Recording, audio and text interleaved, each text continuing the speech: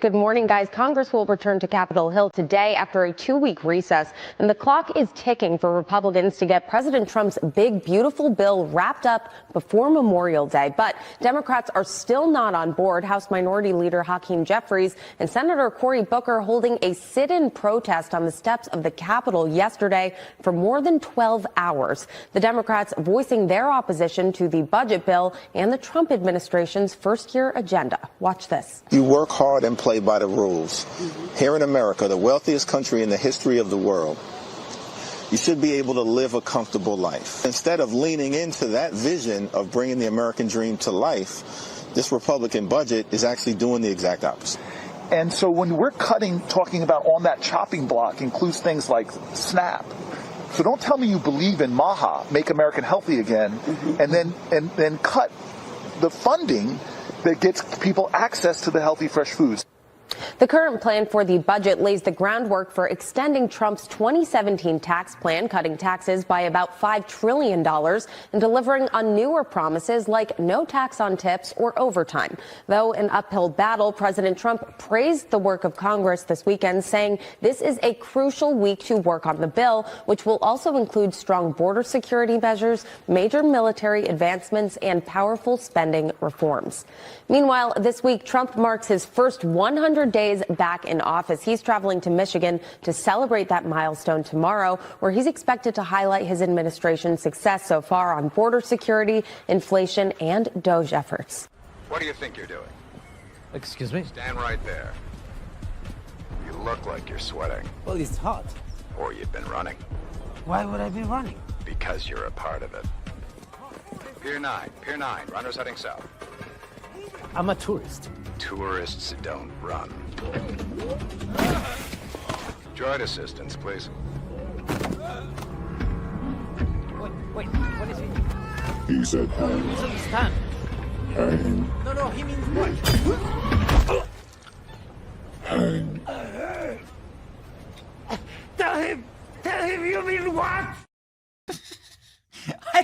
I don't watch that show, but I understand the reference. I get it, and it's a meme, and it's Monday, and we have Assault That Lib ready to go right here first thing in the morning. We are hydrating here, ladies and gentlemen. Today is Monday, April 27th, 2025. We're hydrating because I brought my kids to the Gulf of America yesterday. I'll even show you a video.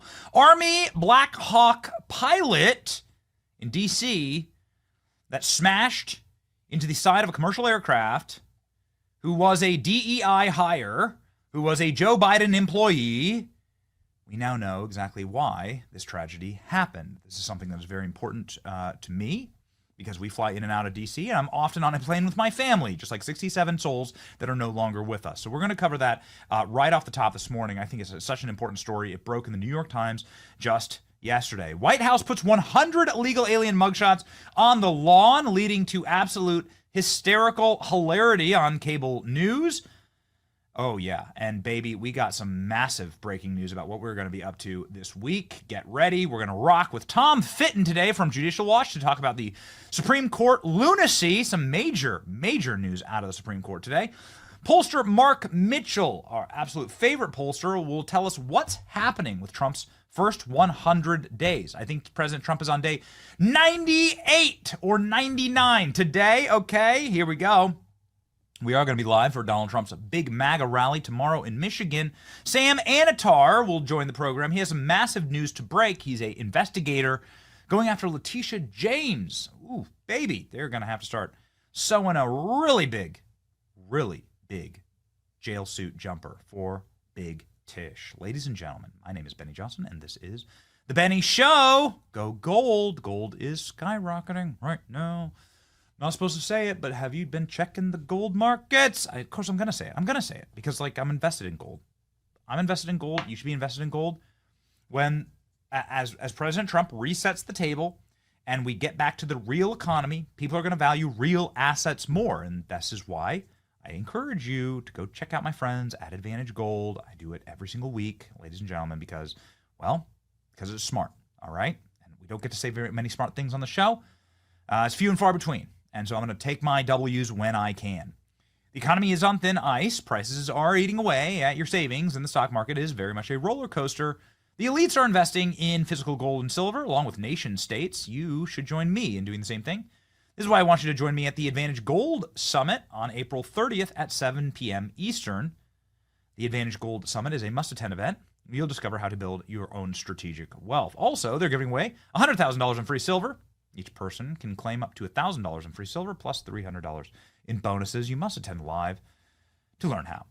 Lock in your spot. Text Benny to 85545. That's Benny to 85545 to get ahead of the next financial meltdown. Benny to 85545 today. Join Advantage Gold's Silver Summit now. Okay. Data message rates apply. Performance may vary. Okay. Ladies and gentlemen, there is no variation of performance at the White House today. The White House began the day and chose violence. Well, it was the criminal aliens that chose violence. This is what the White House lawn looks like today. It is lined with criminal alien mugshots and the heinous crimes that they have been deported for. This is an incredible troll. So using yard signs win elections, and now the White House, for the first time, I think ever, is using yard signs. There's going to be a random call out, and I know producer Danny's got it. Can you give me those goofy Valentine hearts that Jill Biden would put up in the yard and then walk Dementia Joe through like it was a hospice activity hour? That was the only other time I've seen something planted in the White House lawn. I've never seen anybody use stick something in the White House lawn. And here it is, ladies and gentlemen. A genius move for a couple of reasons. One, there is currently a massive psyop going on right now in the country to say that all criminal aliens have got to stay. We're going to talk about that.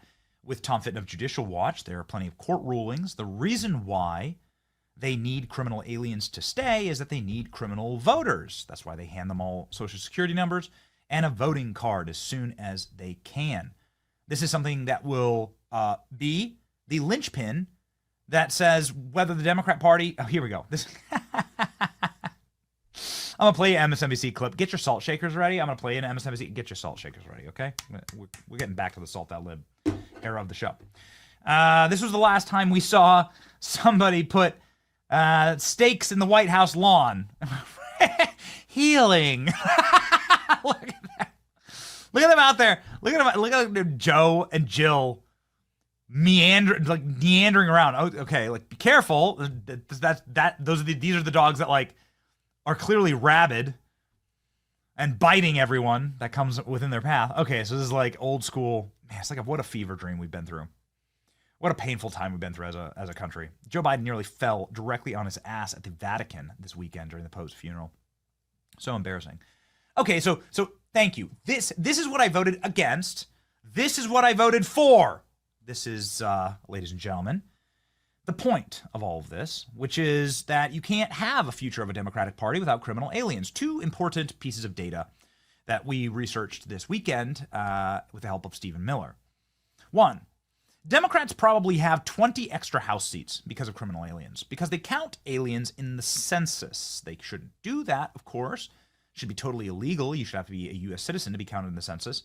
But the way that allocation of congressional districts work, the Democrats have 20 extra House seats. There should be a permanent minority of Democrats in the U.S. House. That's item number one that they're thankful. Item number two is Democrats don't have kids. This is just a matter of fact. This is something that we know. We're going to speak with pollster Mark Mitchell in a little bit, but what we know about Democrats is that they don't have children. It is actually only Republicans that reproduce. This is why they have to wholesale own all of the institutions of indoctrination, known as the greater education system in the country, to try and rip our children away from us. This is why we must be firm parents. But also, again, dude, there's no other way to say it. Democrats literally cut their dicks off. They don't want to reproduce. They don't want to. So, metaphorically, right? Physically, it is what it is. Okay? So this is a great opportunity for us to take the country back because we're the only ones who have kids, actually. You ever met a lib? Imagine having a kid, it's really slovenly, pink hair, bad breath, no deodorant, hairy armpits, yellow teeth, piercings. No, thank you. No, thank you. I've seen plenty of marches. I understand what the Women's March looks like. Okay. So yeah, like the criminal aliens are their children. The criminal aliens are their only hope to keep their party going. And this is why they must have them here in the country. They're desperate to keep them. This is why we saw all the judges get arrested. The judges were arrested, and this is an amazing thing. Can you grab me that Pam Bondi clip talking about, because we didn't have this yesterday. We didn't have this on the show on Friday. She was talking about why they arrested the judge in Milwaukee. We didn't have like Pam Bondi fully explaining it. The judge in Milwaukee got arrested right when we went live, and we didn't have the full story. You know, the charging documents then were released later in the day, and we were able to get the full story, but Pam Bondi sums it up pretty efficiently. This judge took the criminal alien who was in her courthouse for rape or domestic abuse and battery, some type of like horrible crime, and protected the criminal alien like it was her own son. Like these people are flying down having margaritas with MS-13 members. It's like their own children because they don't have children. This is their only hope. Their only hope is the 10 to 20 million criminal aliens that Joe Biden brought into the country. It's like they view that as their like political children because they're not having actual children. I don't have the same. I want to deport them all because I have actual American children. Man up and like have an actual family. I said I'd show you guys a photo of our Gulf of America trip here. No, it's not. My Telegram just froze. Okay, guys, get me Pam Bondi. I want the Pam Bondi explanation of this. We got so much more to talk about, but this is important. You got it? All right, here we go. Here's what the judge did. Tell me if this. Okay, this is not the same clip I was thinking about, but as long as she tells the same story, that's fine by me. Her describing the judge and what the judge did to get arrested, and now we finally have the handcuffs footage. Let's go. The reason they make arrests in courtrooms all the time is because it's safe. A defendant has gone through security. They don't have a weapon. It's an easy arrest. No one's injured. But because she jeopardized the lives of law enforcement officers, even the defendant, by doing this. They had to have a chase down the street while victims of a crime were sitting in a courtroom. Judge in jail? Judge got arrested. She sure did. So David Brooks, you know, the columnist for the New York Times, who on PBS over the weekend said that the judge acted heroic. Well, what do you say to that? I say the victims of crime should be very happy today because these victims of crime, they deserve justice. This is a criminal judge sitting on a... Yeah, maybe she goes into it there. Hold on, unmute it. Any criminal should be very happy today because these victims of crime, they deserve justice. This is a criminal judge sitting on a criminal bench. And anyone who's going to let any criminal defendant out a back door is absurd. How much? So that's what she did. She literally human smuggled him. She smuggled him. Now she's arrested. Here we go. Here's her getting smuggled out in handcuffs. This is the judge in Milwaukee. Another judge in handcuffs in New Mexico for doing something similar, letting the criminal aliens live in their house. She screamed and misdirected the ICE agents that were there to arrest them, and then she literally human trafficked the criminal alien out of a secret back private door that she had in the courthouse because she's a judge. Tell me that these psychotic, childless libs are not treating these criminal aliens like their own children. That's what's going on here. And as promised, ladies and gentlemen, here we go. Here's my kids at the Gulf of America. This weekend, I have my own kids, so I don't need a bunch of criminal aliens. This is Baby Whitaker. There, he's asleep, sleeping at the beach, doing a great job. And here's my other three kids. There we go. Beautiful Gulf of America. We live about 30 minutes from the Gulf of America here where we do the show. So there we go. Easy little drive for us. Don't need the criminal aliens.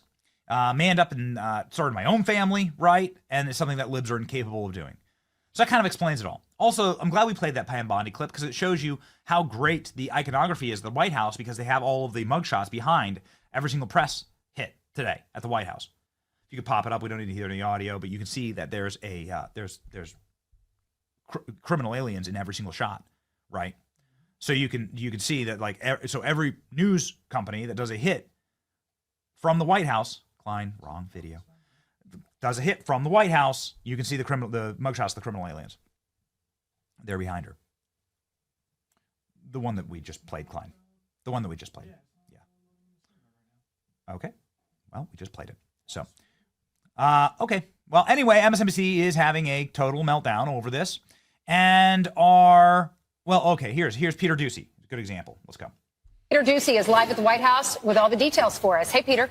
Good morning, and you can see behind us in the wider shot, the North Lawn is dotted with 100-yard signs that show illegal immigrant mugshots next to the heinous crime that they have been accused of. And if there are judges in this country who are trying to help these illegal immigrants, the 100 listed on the lawn, avoid prosecution, then the White House has a big problem with them, too. That's very dangerous territory. And we have to be able to do what I ran on. I ran on a campaign of taking criminals out of our country, murderers, drug dealers. We have to be allowed to do it. Otherwise, we're not going to have a country any longer. A new Fox poll shows a majority, 55%, approve of Trump's job performance on border security, 40% disapprove. And at the bottom of this hour, Caroline Leavitt is teasing ahead. This week will officially mark 100 days of promises made and promises kept by President Trump, kicking off the week with a press briefing bright and early at 8:30 a.m. with Tom Homan. Tune in. Boom. So Tom Homan was at the press briefing, 8:30 a.m., and that was early. We take press briefings on this channel, but that was a little off the schedule for us. Here's what we missed with Tom Homan. Judges helping illegals will go to prison. I said from day one, you don't have to support ICE's operations. You can support sanctuary cities if that's what you desire to do. Sanctuary cities can stand aside and watch ICE keep their community safe, because any public official, whether you're mayor, city councilman, or governor, their number one responsibility is protection of communities. And ICE has been clear, we're targeting public safety threats and national security threats. I can't believe there's any elected official, and especially a judge, that doesn't believe we should be doing that, and they should be helping us. But I said from day one, you can sit aside and watch, you can argue against us all you want and protest all you want, but when you cross that line, I've said this 1,000 times, when you cross that line to impediment or knowingly harboring, concealing an illegal alien from ICE, you will be prosecuted, judge or not. We finally got the photos, man. It's so awesome. We finally got the photos. Here we go. They mean it. They mean it. Where are the arrests? Here they are. These are Democrat judges. These are elected Democrat officials in handcuffs. And this is just the beginning. Carolyn Leavitt says the Supreme Court can come get it too. Is the Supreme Court protected against arrests? Let's listen. Milwaukee County Circuit Judge for allegedly helping illegal immigrants get away. As you guys look at other judges, would you ever arrest somebody higher up on the judicial food chain, like a federal judge or even a Supreme Court justice? Well, that's a hypothetical question. Again, I defer you to the Department of Justice for individuals that they are looking at or individual cases. But let's be clear about what this judge did. She obstructed federal law enforcement who were looking for an illegal alien in her courthouse. She showed that illegal alien the door to evade law enforcement officials. That is a clear-cut case of obstruction. You don't have to be a lawyer to understand that. And so anyone who is breaking the law or obstructing federal law enforcement officials from doing their jobs is putting themselves at risk of being prosecuted. Absolutely. Supreme Court can come get it too. Please. Please. MSNBC, ladies and gentlemen, for a much-needed Salt That Lib. We salt libs on this program. If you're new to the show, what we do is we just put salt shakers in the comment section as a salty lib appears on screen crying over the fact that the White House put up the mugshots of criminal aliens in the yard today. Let's freaking go. Give me that salt.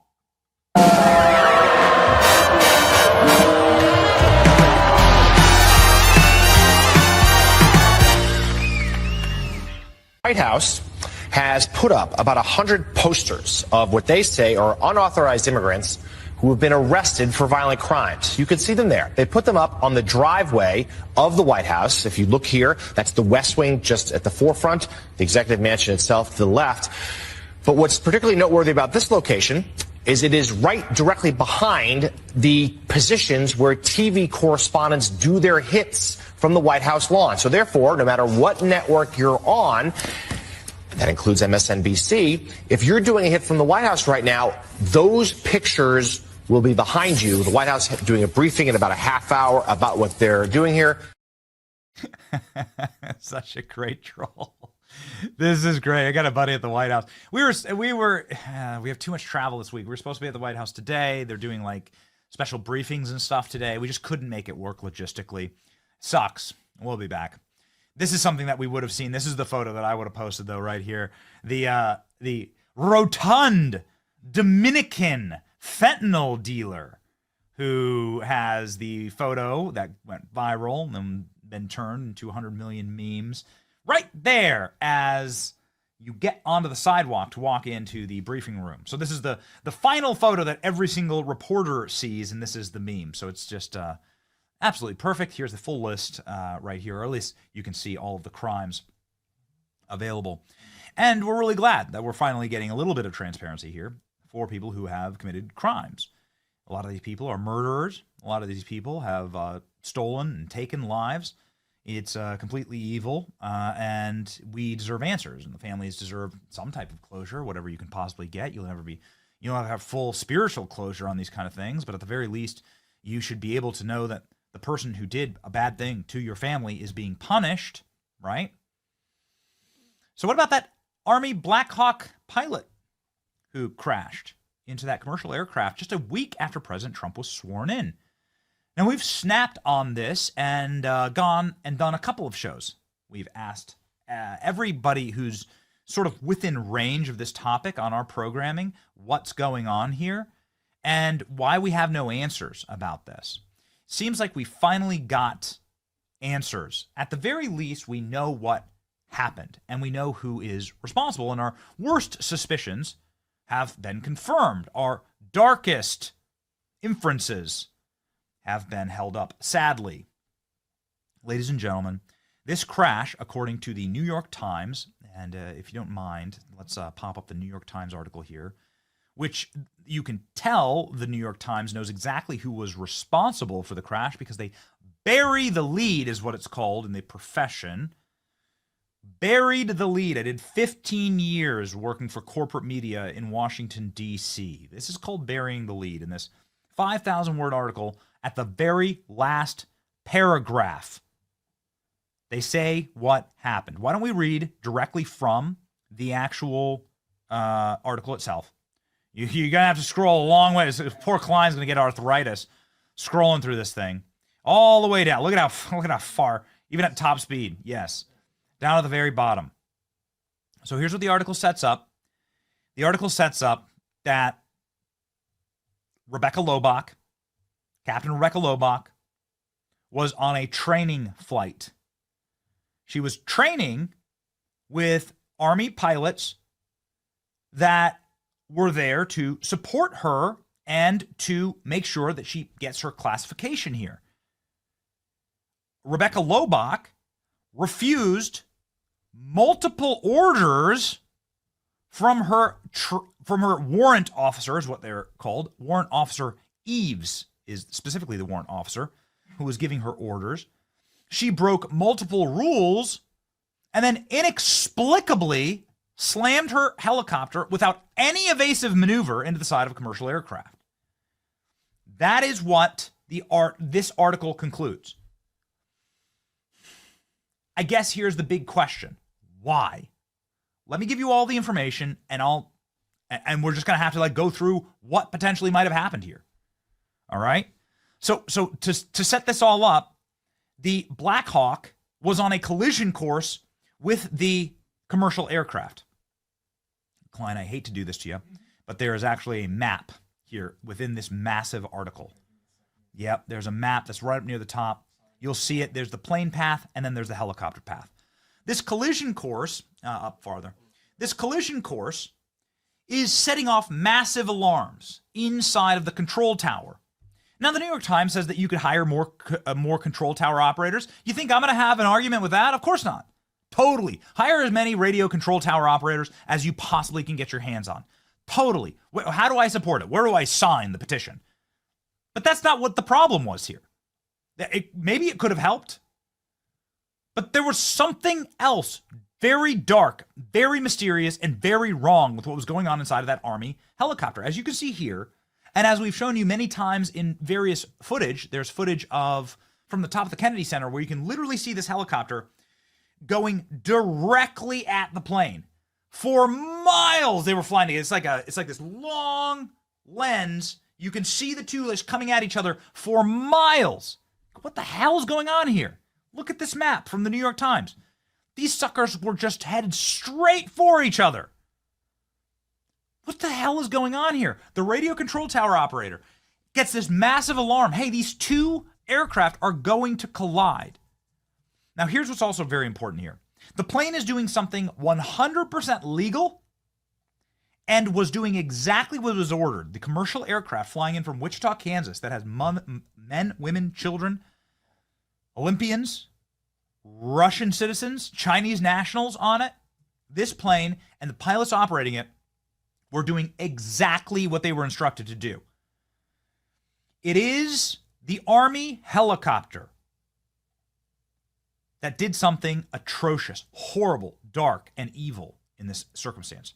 One, the helicopter is flying directly towards the plane, as you can see here. The control tower starts hitting the alarm. The first alarm that it hits is, hey, you're flying way too high. The helicopter was not allowed to fly at the height that it was flying. The helicopter was at 300 feet high. It is illegal for those types of helicopters to fly at that altitude because there's so much air traffic. They're going to fly really low. Those jet planes don't come in low, right? So why was that? Rebecca Loebach was ordered, according to the New York Times, ordered to descend. She didn't. Why? I don't know. The article doesn't explain it, but her warrant officer, who has twice as much experience flying these helicopters as her, said, get your plane down, and she didn't do it, which is crazy. And then here, ladies and gentlemen, let's just hop right in and read the article. Yeah, I'm sorry, but here, I'm going to start reading. Direct immediate intervention was needed that night. Instead of seeing and avoiding Flight 5342, Captain Loebach continued flying straight at it. I showed you the flight path. Investigators might never know why. There's no indication that she was suffering from mental health issues or at the time a medical event affected her during those final moments. I mean, listen, if she had a seizure, let's say, or if some type of she blacked out, well, then it's just an awful situation where a pilot had something horrible happen to the pilot. People have heart attacks, people have seizures. It is what it is. This is why you have a co-pilot. But there's no indication that that occurred here, according to the New York Times. 2 seconds after the controller cut out instructions about passing behind the jet, Warrant Officer Eves replied, affirming for the second time that the Black Hawk saw the traffic. Pat 25 has the aircraft in sight. Request visual separation. Visual separation was approved by the control tower. So they had communication, the control tower. They said, I see the plane. I see the plane. We see it. We're going to go behind it. Okay, fine. We're flying too high, but whatever. We're going to go behind it. That was their last communication. 15 seconds later, the helicopter on a beeline directly for the commercial aircraft, no deviation, no navigation. The tail doesn't even move on the helicopter, which is the number one indicator if the helicopter is trying to do an evasive maneuver. It just slams right into the side of it. Black Hawk was 15 seconds away from crossing paths with the jet. Warrant Officer Eves turns his attention to Captain Loebach. He told her he believed the air traffic control wanted them to turn left, turn left, turn left. Turning left would have opened up more space between the helicopter and the flight. She did not turn left. This is the very end of a 5,000-word article. What happened here? What the hell is going on? Bro, I am so sick of lies. You got to release the radio communications from inside of the helicopter. Those internal comms are absolutely recorded somewhere. What was going on? Why couldn't the warrant officer take control of the aircraft? Was he suicidal too? We don't know. Who was Rebecca Loebach? Well, she was an employee for Joe Biden. We know that as a matter of fact. There's actually a photo of her and Joe Biden and Alex Soros all together. I'm just stating what it is. It is what it is. Okay.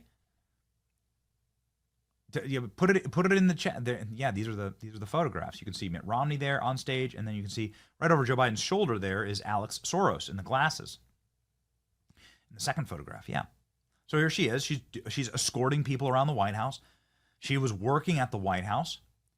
She was working for Joe Biden, and she was getting her training. Did she get failed into this position? Meaning, did they have to meet certain quotas in the military of female pilots? So was she promoted beyond her station? That's something I'd like to get into. Why couldn't somebody take control of the aircraft? I want to show you the aircraft just slamming into the side of the the helicopter slamming into the side of the commercial jet. Here's the long view. I need the close-up view, please. Next video. Look at this.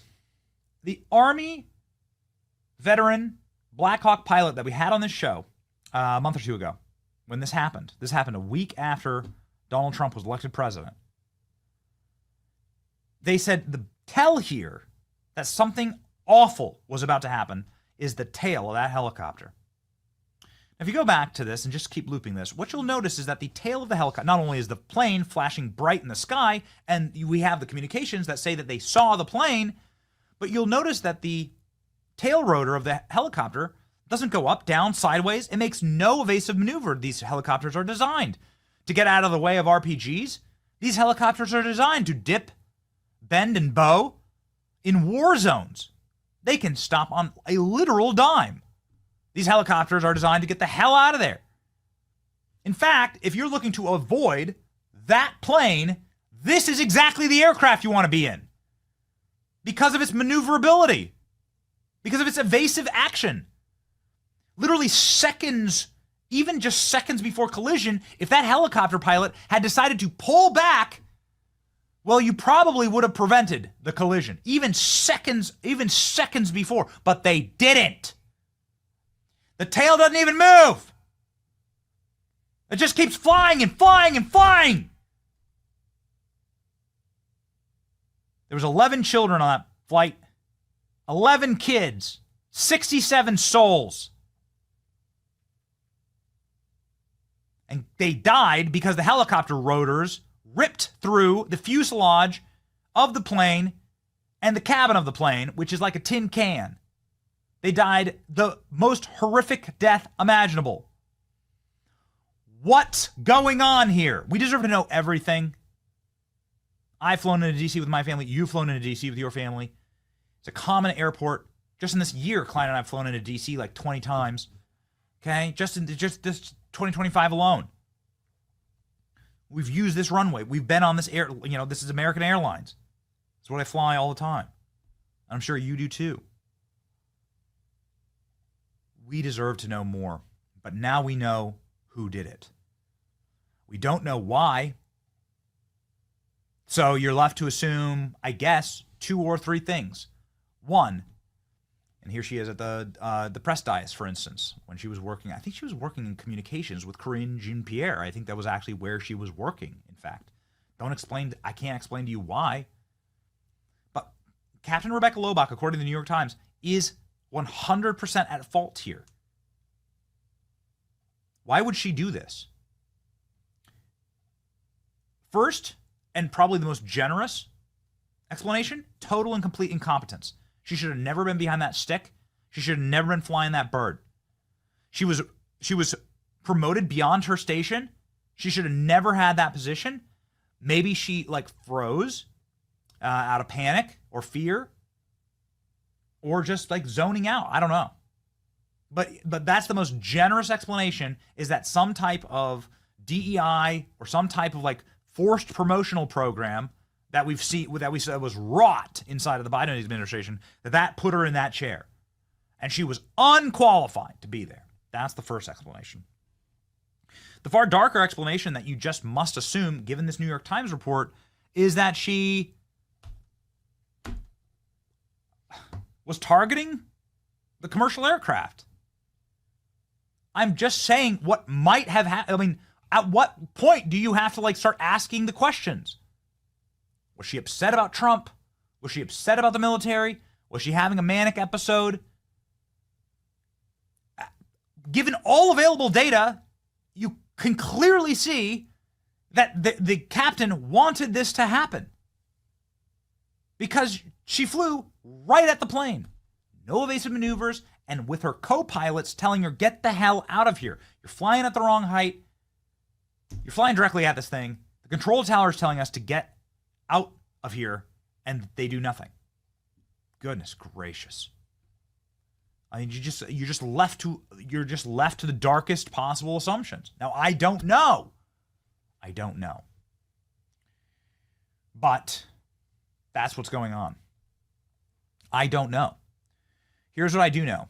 That helicopter targeted that commercial aircraft.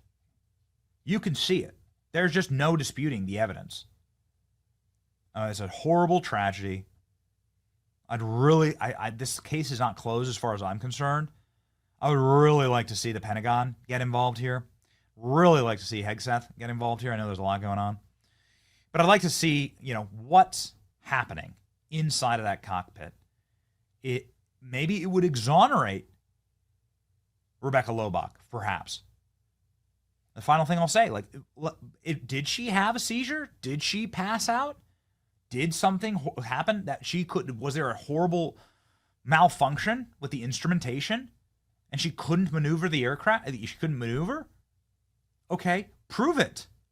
Be happy to say that's what happened. As soon as they give me that data, as soon as they give me that evidence and we review it, then it'd be like, yeah, that's what happened. But until then, all we're left with is this footage and this article from the New York Times where they're clearly burying the lead. Burying the lead. This was big news yesterday. This was probably the biggest news of the day yesterday. Here's how it was covered in the media. Report revealing the mistakes that could have led to the deadly collision between a Black Hawk helicopter and that American Airlines passenger jet back in January. According to the New York Times, 15 seconds before the collision, air traffic control advised the Army pilot to turn left, but she failed to do so. A few seconds later, her co-pilot also told her to switch course, but she still did not do it. Instead, the chopper slammed into the passenger plane, sending both aircraft into the Potomac River, killing all 67 people between both the helicopter and the jet. Absolutely tragic. Sucks, man. It sucks. All right. Well, that's the follow-up on that. We've done a lot of reporting on it, and we just got to say this is we're not satisfied yet. Ladies and gentlemen, we're going to keep pressing, and when we get our Pete Hegseth interview, when we're at the Pentagon, when we're talking to the spokespeople there, this is what I'm going to ask about. Maybe we should book them. You know what I mean? Maybe we should book whoever's in charge of this base or who's ever in charge of the Army. I'd really like to get to the bottom of it. Where's the recordings? Show us what happened. Either exonerate or tell the truth, because there's a bunch of people dead. Okay. Yeah. Telling the truth, ladies and gentlemen, it is certainly what we do on this program. American financing is the truth, the true way out of spiraling credit card debt. It is the way that you can get off of the shaky ground of the economy as it is right now. Prices are stuck at really high level, and it seems like there's nothing affordable anymore. No wonder there's so many relying on credit card debt, and those credit card debts are skyrocketing. They have 20 and 30% on those cards, which I think is criminal and should be illegal. But that might be something very strange that I agree with AOC and Bernie Sanders on, but I think everybody should agree on that. Anyway, if you're a homeowner, you don't have to face this uncertainty alone. My friends at American Financing can help you take control. They can help you access the equity in your home right now with a down payment on your high-interest credit card debt and give you real savings. On average, people just like you are saving $800 a month, plus they may close your loan as little as 10 days. Don't let the chaos of the economy get the very best of you. Make the call today. American Financing, it costs you nothing to get started, and it can delay your mortgage payments and get you out of these uncertain times. 888-528-1219 for American Financing. That's 888-528-1219 for AmericanFinancing.net/Benny. AmericanFinancing.net/Benny. All right, ladies and gentlemen, cruising through here. Tom Fitton in just a few minutes, but I want to get to 2 or 3 more things. Secret Service lies to us again. Why? I don't know. Secret Service said that a white man snatched Kristi Noem's bag. Well, it turns out it was a criminal alien from Chile. I don't know why do they keep getting it wrong? This is literal disinformation. We now have a perpetrator. The masked migrant who was arrested for stealing Homeland Security Kristi Noem's Gucci bag containing $3,000 in cash is a Chilean national who's previously busted for pickpocketing schemes in London. His name's Mario Lavia. He's of Santiago, Chile. He was arrested in Washington, D.C. He made off with the luxury shoulder bag. That could have been a massive crisis for Kristi Noem. I'm going to need the guy's mugshot, please. This is what was inside the bag. They had her ID, her driver's license, her checkbook, her medication, her Homeland Security ID. So let's say this was not like just a snatch and grab operation. Let's say this was something sophisticated. This person could have, I don't know, replaced her prescription pills with something nefarious. This person could have grabbed her ID and potentially had access to all of DHS, which is the number one federal police force, meaning Kristi Noem has so many ongoing operations happening right now underneath her because she's in charge of ICE and Border Patrol, FEMA, TSA, Homeland Security Police.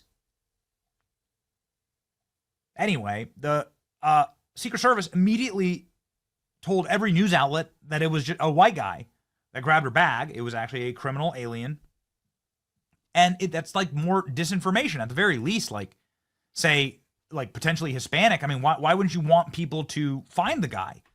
Doesn't make any sense. But of course, these are the people that told us that the sloped roofs in Butler are why we couldn't station agents on there to protect Donald Trump. Remember that? The roofs, they were sloped and we were worried about the security of our agents. I don't trust them. I don't trust the Secret Service.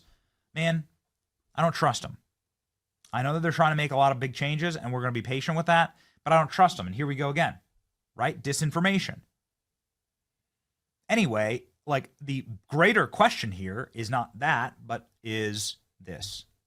How did some doofus like this, some slob, some criminal alien slob get within striking distance of Kristi Noem? Kristi Noem is one of the most protected people in America. She's one of the most high-profile positions in America. Again, she's in charge of all of this federal law enforcement. She has the highest possible Secret Service protection. And this guy was able to come within snatching distance of her bag. Hold up. Wait, what? Do you know any woman that would leave her purse with so many valuable items, in the middle of the street? No, this purse was very close to Kristi Noem. I don't know exactly where it was in relation to her. This was on Easter Sunday. But this purse was close to her. So this doofus, this slob, is able to just wobble over and grab it and nobody's watching her back. I think that's crazy, man. And I think that again speaks to you need some real reforms at these agencies. So can you pickpocket Trump when he's under Secret Service protection? Can you just go go take his wallet, go take his phone, start tweeting? Some people on our staff will certainly be very interested in getting access to Trump's Twitter account. But that can't happen, hopefully. But listen, you need reforms. This shouldn't be able to happen. I can't get it out of my head that if something was more nefarious happening here, if this was a sophisticated state actor, that they could have done real damage, right? They could have really, they could have really pulled something very bad off. The reason why is that there's, of course, so many people that would like to see something bad happen to Kristi Noem. We're fans of Kristi Noem. We've traveled with Kristi Noem. The reason why we know this is that we've seen it happen ourselves. We've been inside the bubble, as they say, with agents at our front and back as we traveled with Kristi Noem in a 10-car motorcade through Manhattan. Nearly 800 illegal immigrants, illegal criminal aliens, thank you. Sorry, they're not immigrants. Yeah, including convicted killer and suspected terrorist arrested in massive ICE raid in Florida. I freaking love this state. This is why Kristi Noem needs to be protected.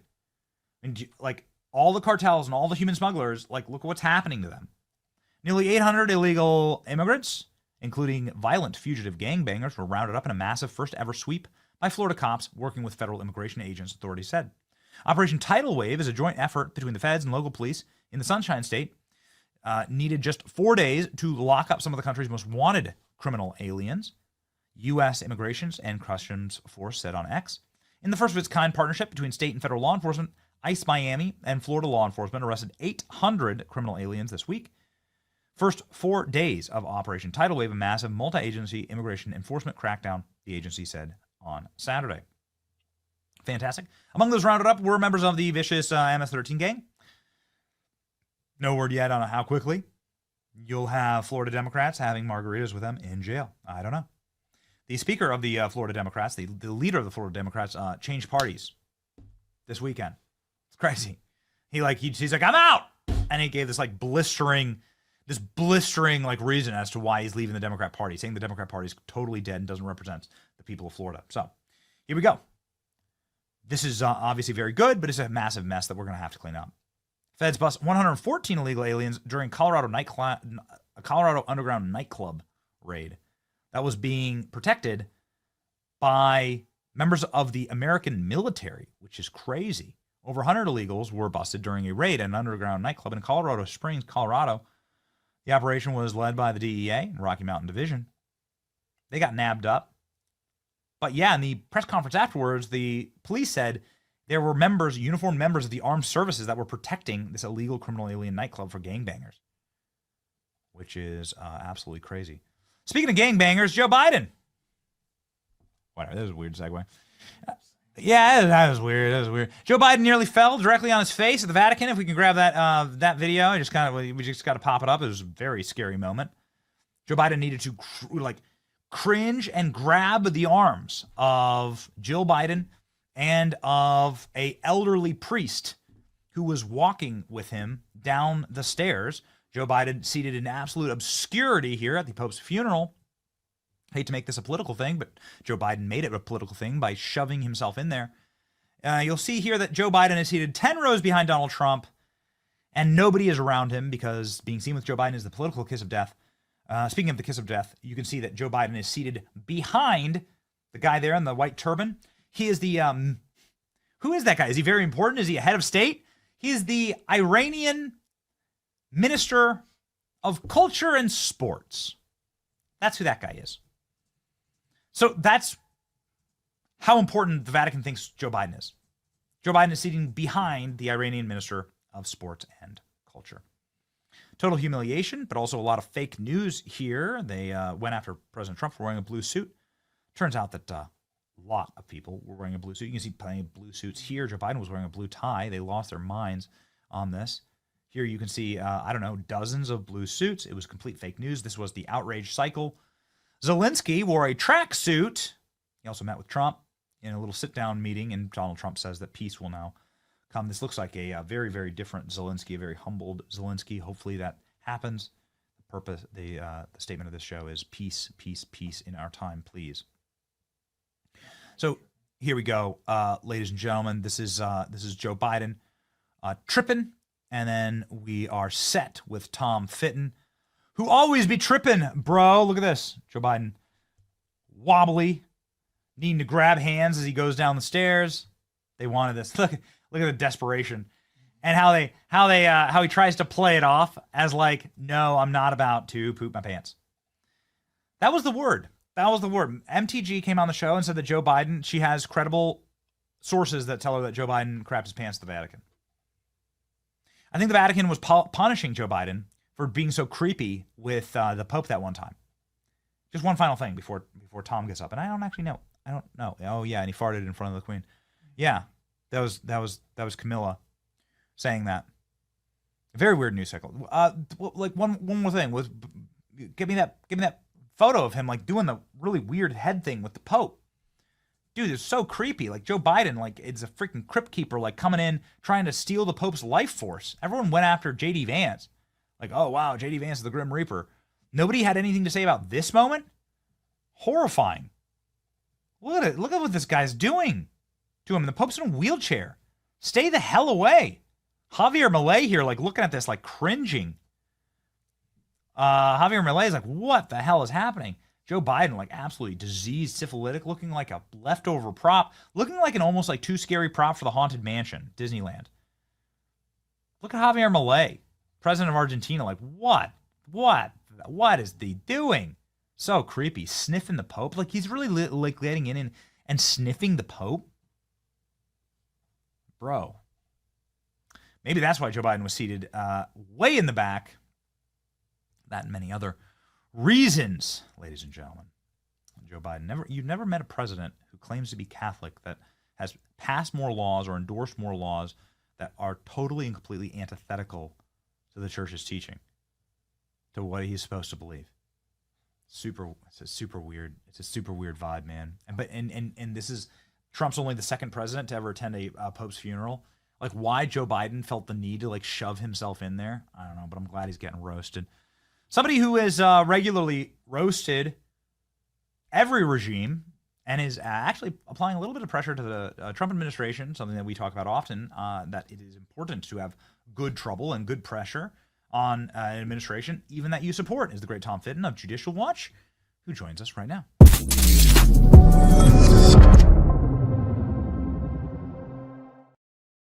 Tom, I don't know. Are you a Catholic? I don't know that. Are you? I am Catholic. Okay. My old joke with Pope Francis was I was more Catholic than the Pope. I was not raised in the Catholic tradition. I have a lot of love for the early Christian church, the iconography of it, a lot of deep respect. But as somebody who's not a practicing Catholic, I just wanted to like get your take, perhaps, off the top here on the Pope's funeral, President Trump using it as almost like a world leaders summit, which I think is incredible, bringing peace maybe in Ukraine, using the Pope's funeral to do that, which is awesome. And then Joe Biden's weird obscurity there. You know, fundamentally, non-Catholics may not remember this or realize this. The Pope is a priest. And so this is a mass in celebration of a priest and his life. And I didn't agree with him on a lot of things. I think he confused the faithful, which is terrible. But obviously he had the respect of many in the world. And to have his funeral result in peace efforts, that speaks well of, divine intervention and those who recognize the moment and trying to take advantage of it, meaning Zelensky and President Trump. Yes. Was this like an unnecessary L for Joe Biden? Again, if we just pop up, Joe Biden did nearly fall. I think they had to make up some hoax about Donald Trump's blue suit when about a quarter of the people there were wearing blue suits to cover up for this, because this was just embarrassing, man. Joe's an unpleasant guy, and he's not going to be cowed. And anyone who thinks that because of his evident cognitive disability, he should be given a free pass, this is another indication he doesn't care what you all think. He's going to do what he wants to do because he thinks he's untouchable. And I think he should still be prosecuted by the Trump administration for his at least mishandling of the documents that he stole from the Senate. He got a free pass there from the the Biden regime, and all those pardons and all of them are, in my view, null and void. I call them the empty set pardons, and the prosecution should proceed as if they're invalid. Wow. And make them challenge that at where? Like the Supreme Court? I mean, I guess you'd have to find a... use it as a defense. In researching the issue, it looks like a pardon could only really come into effect when the verdict is read, meaning you can be found guilty, but there would be no punishment. So, yeah, why not challenge it? Why not push that? Why not just drop a prosecution on Dr. Fauci, right? Yeah. Or Joe Biden. Or Adam Schiff or Milley or Fauci. Yeah, exactly. Yeah, Mark Milley. That's exactly right, dude. You told the Chinese what we were going to do during a moment with heightened military security. You were literally ratting out the American military to the Chinese. You're a traitor, dude. You're going to go to Gitmo. Joe didn't tell us what the pardons were for, so how can we not proceed? That's such a great point. Wow. We're going to start pushing that, Tom. Thank you for that. Maybe, Tom, you can help us out with this one. They're locking up people for harboring criminal aliens. Why not charge Joe with harboring 11 million criminal aliens? I mean, didn't he do that? It depends on the analysis of his job as president. Was it part of his duties and responsibilities or the failures? Probably not. Certainly Mayorkas can be charged, in my view, or should be investigated. Everyone who helped Biden allow this invasion of the United States, I think, should be seriously investigated for their roles in undermining and really contravening the rule of law. It does make a lot. It does kind of, when you realize how deep and how dark this entire rabbit hole is. We put up the photos of all the judges in handcuffs here, please. I mean, I'm glad to be able to put up some photos of powerful Democrats in handcuffs. I'm sure this was a relief to you as well, Tom. Wanted to get your take on this. Pretty wild when you listen to the stories here. They were treating these criminal aliens and gangbangers like their own children. They were doing everything they could to like have them live with them, have them use their own judges' quarters, human smuggle them out of the courthouse. It's insane when you hear what these judges did. Yeah, that Wisconsin judge is really something else. And what she did was so contrary to judicial ethics. Read about the rule of law. It's just as a judge. You know, I'm a commissioner on a judicial ethics commission here in Washington, D.C. The president appointed me. And I'm aghast at what happened there. And the Wisconsin state authorities need to take a look at what she did there. And not only did she place the federal law enforcement at risk, but remember, he is a violent person. He was alleged to have engaged in essentially murderous conduct. He nearly killed 2 people, according to what he was charged with, and nearly beat them to death. And this woman helps him evade capture from federal authorities. It defies explanation, other than you should be serving long prison sentences, because this is what happens when you do that, right? And the governor of Wisconsin, all of these politicians of the left, all endorse this lawlessness. Whose side are they on? They're not on the side of Americans. They're not on the side of the rule of law. And you have another judge in Wisconsin talking about keeping people in jail so they won't be deported. People have lost their minds with this anti-Trump animus. And if it means the country collapses, they don't care. And if it means people get harmed and hurt and killed, they seemingly don't care either. It does bend itself, and I know Stephen Miller's talked a lot about this, and there's been a lot of viral posts on this, but it really does set the table pretty crisp and clear, Tom. We don't have a country, right? If one administration can bring in 20 million criminal aliens to the country, and the next administration can do nothing about it, then your country's over. It's cooked. I'm not a doomer, but I am somebody who says, well, that's not going to work. Unless there's mass deportations, the country's over. And they really need to get to the mass deportations. I think my impression is the Trump administration's operating at capacity, but the judges are getting in the way. Local state authorities are getting in the way. And when you think about the numbers, let's say it's 10 million. I remember doing the calculation, so forgive me if it's off since then, but 5,000 or 6,000 people a day need to be deported just to remove the Biden invaders alone. And if those folks are not deported, the country is changed politically necessarily, because they get counted unless the law changes or President Trump changes the counting. They get counted for purposes of the census, and it means that blue states benefit, get to keep and increase power in Congress, and get more votes in the Electoral College system. And so this is why the left is desperate. It's not even about them voting. Their mere presence increases the political power of the left. And I don't think the Trump administration is anywhere near those numbers. No, and they need the help of Congress to get near those numbers. The 800 over 4 days in Florida, that was a massive operation. They're going to have to deploy the military, I think, more fulsomely here in the interior to get these folks rounded up and removed as the law requires. And we're going to have to figure out a way to have local law enforcement provide more support so this can get done. But in the meantime, it's going to be, if the left gets their way, decades, because they want each of these people to go through a court process that's the equivalent of the O.J. Simpson trial every time the President Trump wants to deport someone. So they're deploying this operation. This is like the new Russiagate. So they had a ace in the hole, right? They had a black card in the pocket if President Trump won the first time, and that was the Steele dossier and Russiagate.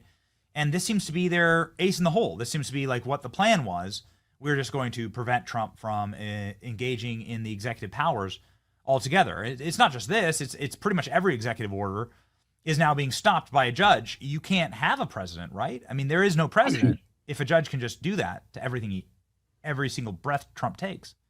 And that was their view when he was president the first time around. He can't fire FBI directors. He can't engage in foreign policy. He can't do the things that presidents typically are able to do.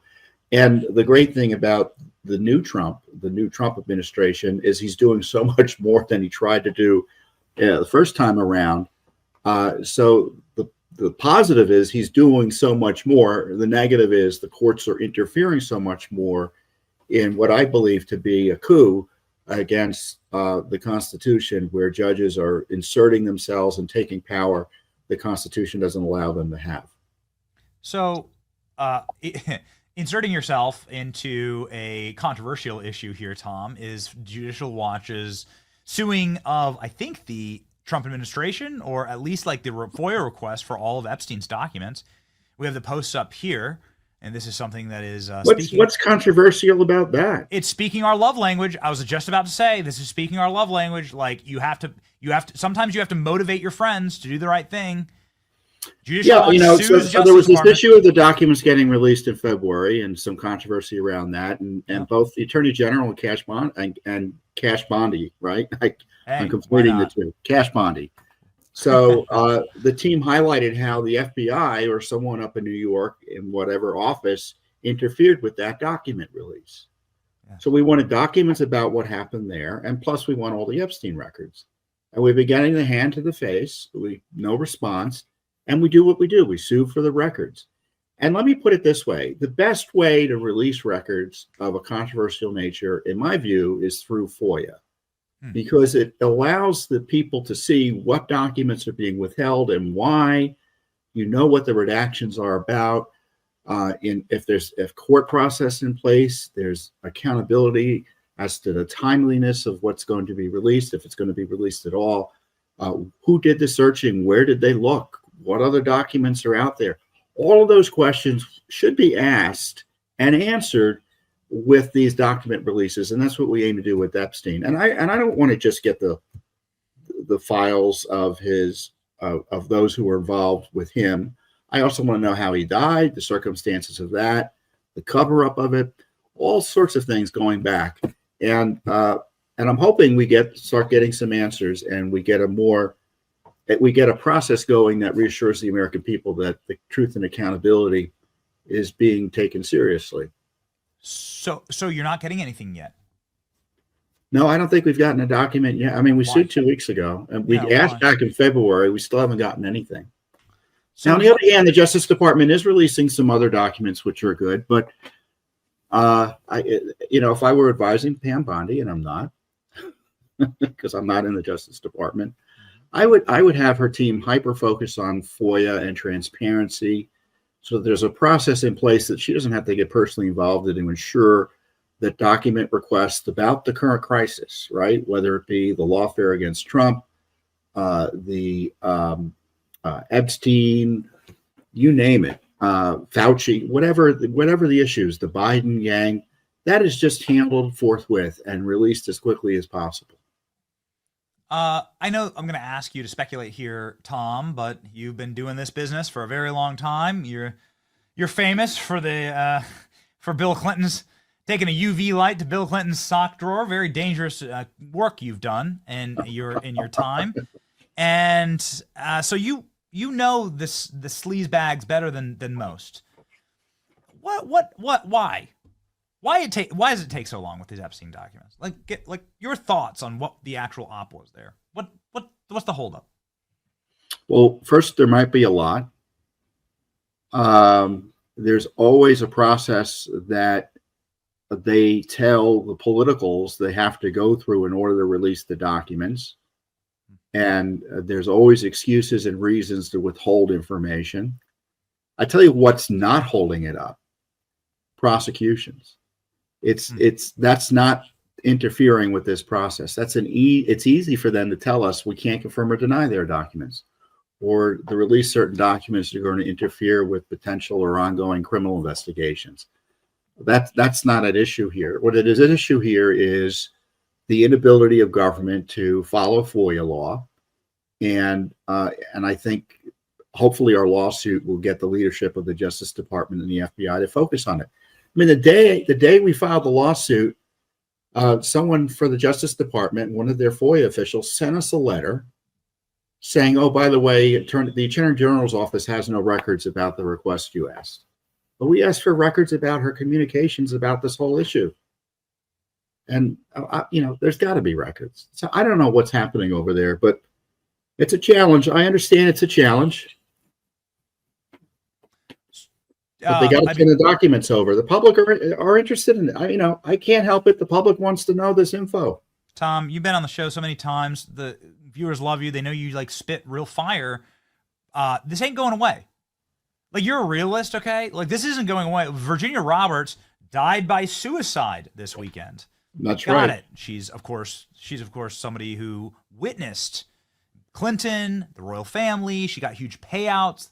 She was so real that they were paying her tens of millions of dollars from the royal treasury in England because of what happened with her and Prince Andrew. And she just after being hit by a bus in the middle of nowhere, Australia, she then dies by suicide. Man, like, this is the kind of stuff that makes people go, what is happening here? No, we filed a lawsuit. She dies by suicide. And because people are concerned that documents are being withheld, people think there's a connection between the two. And I don't necessarily believe there is, but it highlights the urgency of getting these documents released. When you don't release information and hide information, especially contrary to law, I mean, we're suing because the Justice Department wasn't following FOIA law. People can draw their own conclusions about why those records are being withheld. We all went through the reasons, right? And I told you why, maybe, but I don't know that for sure. It could be corruption. It could be someone in the Justice Department, a deep stater, is stopping it all from coming out by making up fake reasons for withholding it. It could be that they don't want to release it for other reasons that are political. I don't know. But all I know is there's a process in place, and they're going to have to follow it because the court's going to ask them what's happening eventually. Tom, just very briefly here, we have San Anatar coming on right after you. He's the investigator behind Letitia James and all of the crisis that she's under right now. I'm sure that you've looked at it all. Just wanted to get quickly your take on Letitia. Is she boiling in hot water here, man? She says she has documents that contradict the analysis of the federal agency that referred her for criminal prosecution. Well, she should tell that to the judge and to a jury.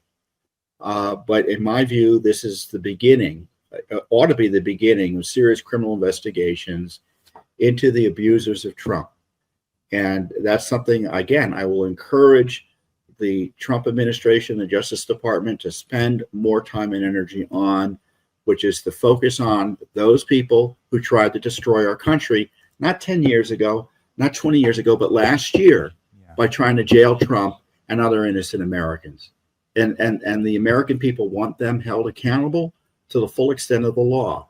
And I'm not seeing any indication there's a serious criminal investigation going on into that mega scandal. Yeah, I mean, great. The JFK stuff, all that evidence is gone. All those people are dead.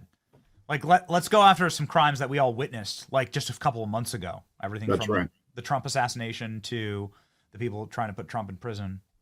The assassination of Trump in many different ways. Let's go after those people, please. Yeah. Tom Fitton of Judicial Watch is the man who actually does it, right? A lot of people come on here and yap. Tom actually puts action behind it. That's why you got to follow Tom, man. He's got 3.1 million subscribers here on X. Get on in there. Tom is one of the absolute brawlers in Washington, D.C. My producer, my in-studio producer here, his name's Klein. He does jiu-jitsu. He says he thinks you could scrap. He thinks he was looking through the profiles. Like, all right, all right. As long as he stays away from my face. Yeah, don't know if you spar or not, Tom. Nobody knows. Do you? I'm not sure. Oh man. You spar? You grapple, Tom? Tom? Not with all those young guys. No way. Okay. UFC fan, Tom? I don't know. Everybody follow Tom. Oh, all man. Right? Okay. Thank you, Tom. Godspeed. Thank you.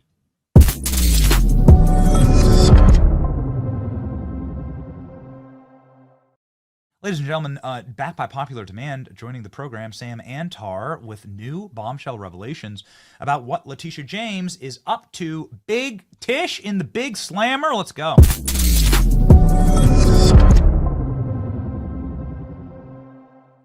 Sam, I messed that up, dude. I did. I messed it up. It should have been Big Tish in the Big House. All right? What was I thinking? Well, you're not a pro like me on television. That's right. You had a great Newsmax hit, Sam, and obviously the audience loved you, and you were very, very thorough, and you were able to break this down in ways that we could understand. There's been some new revelations, and Tom Fitton was just on saying Big Tish in trouble. Talk us through what's happening now in this case. Okay, there's a few things going on. Can we recap the case before we move forward? Please. Okay. There's several aspects of this case. First of all, there's a property located at 296 Lafayette Avenue in Brooklyn. She has continuously represented it as being a 4-unit building when it's actually 5 units. In other words, the certificate of occupancy says there's 5 units. The electrical service says there's 5 units. And I went there with a friend of mine, Joel Gilbert, another researcher, and we saw 5 doorbells. Okay. Now she can say, well, one person occupies 2 apartments. That doesn't make it 4 units. It's still 5 units. The ruling document is the certificate of occupancy. And she's trying to get around that, but she can't. Now, the reason why the jump from 4 to 5 is so important is because the underwriting standards on a 5+ unit building is much more stringent when it comes to mortgages. In other words, she'd have to pay more for her mortgages. So each one of these false documents that she signed were for her personal financial benefit. And this is a pattern that's been going on for 20 years concerning this building, 40 years concerning another building that she owned. Also, in addition to that, there's insurance fraud.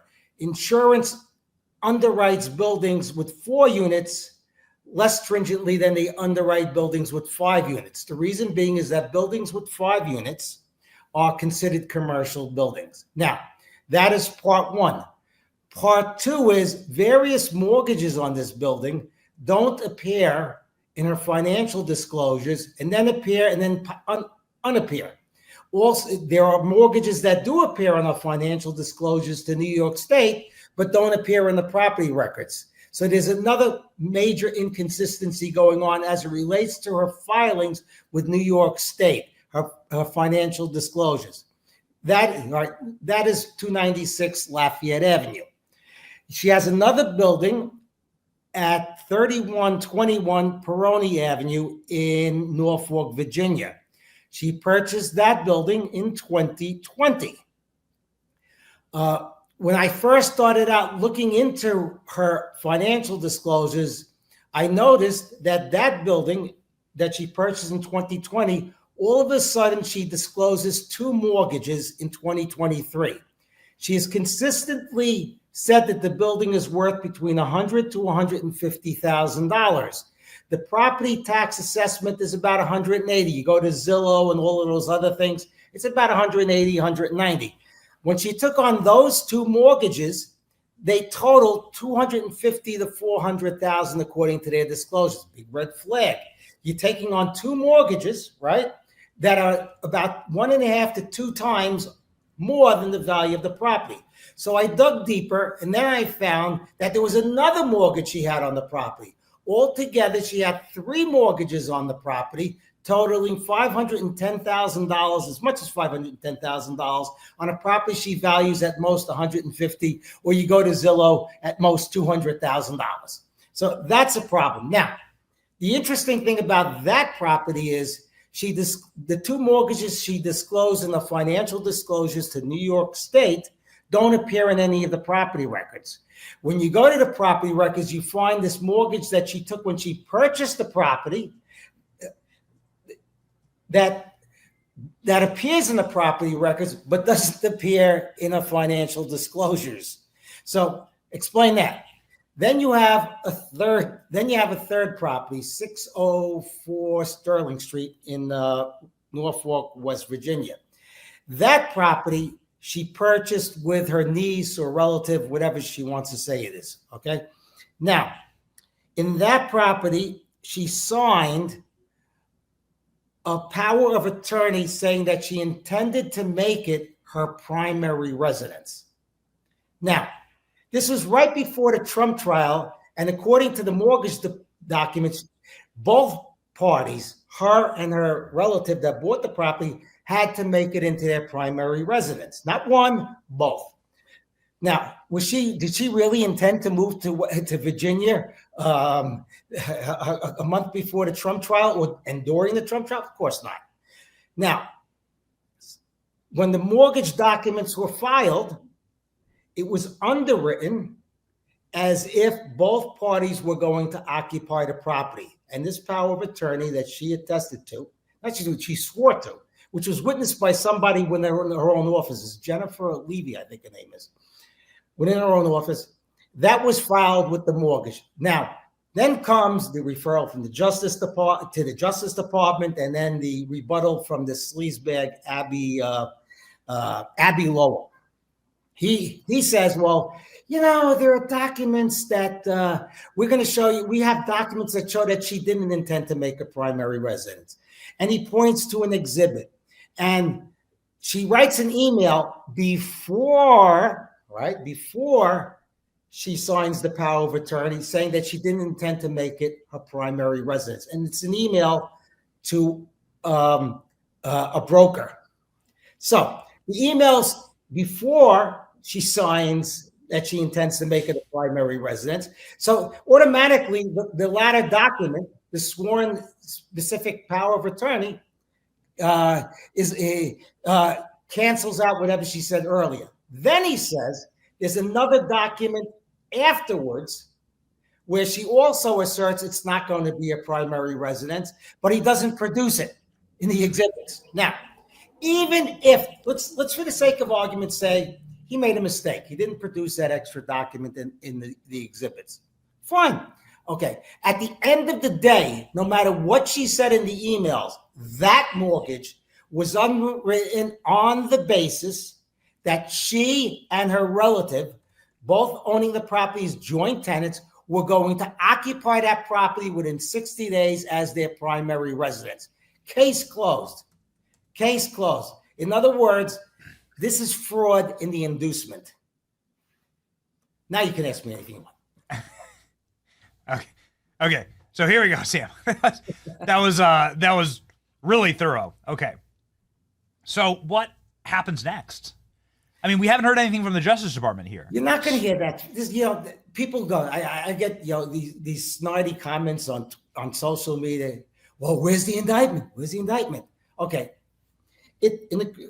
Let me give you from my personal experience. In the Crazy Eddie case, the feds started investigating us in 1987 in January.